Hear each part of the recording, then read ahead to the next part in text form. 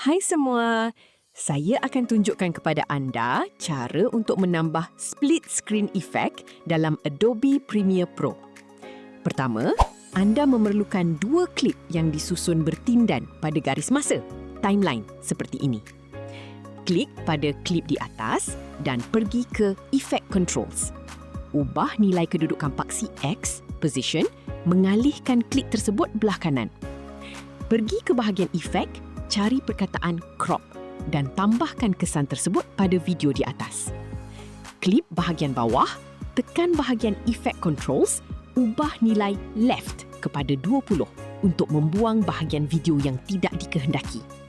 Kemudian, laraskan semula ke Position untuk meletakkan semula klip anda ke dalam bingkai.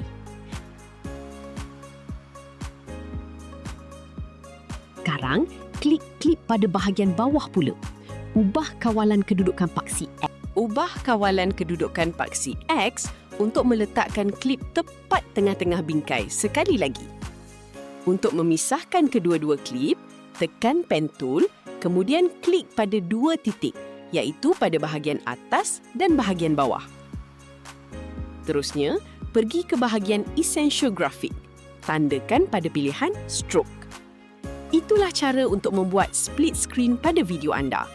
Terima kasih kerana menonton.